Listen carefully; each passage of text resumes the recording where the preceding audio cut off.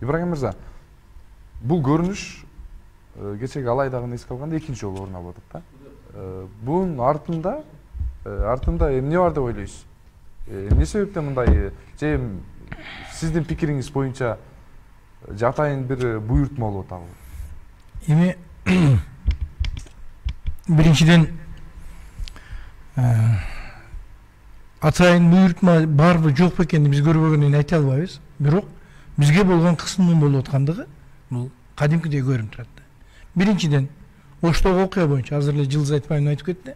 Мен ошолордон баштайм.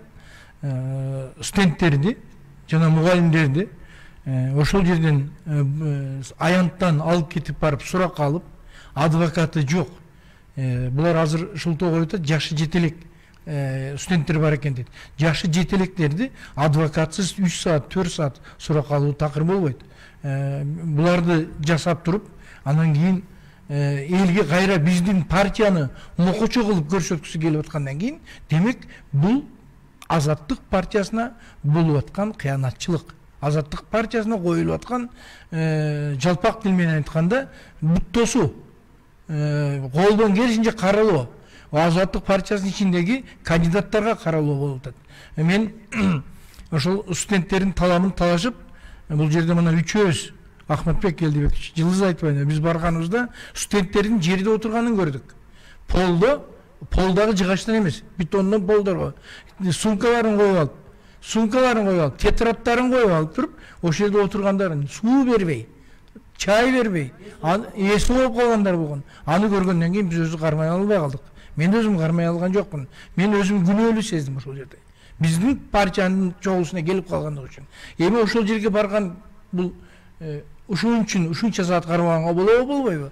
Эгерде бул балдарды ошен угуп атат экенсиң, ошол партиянын платформасын, партиянын жасай турган иштерин угуп атат экенсиң деп абарып суракка бере турган болсо, анда кээ бир адамдар балдарын жетелеп келди. Анда ошолордун балдарын да барсын анда. Аны да көрсүн. Аларды да сурак алсын. Эң көп бул жерде бирине биздин партиянын эмес, бүт ошол жерде өткөн партиялардын платформасын уккан аркада Ленин эстелиги турат. Ленин эстелигин барып сурасын. Ленин эстелигинен барып сурак алсын. Ошолорду да барып тыксын, барып көрсөтсүн. Мен ойлойм, азыркы кылып аткан иш бизге толук буттосу. Админ ресурсту колдондуңар деп атат.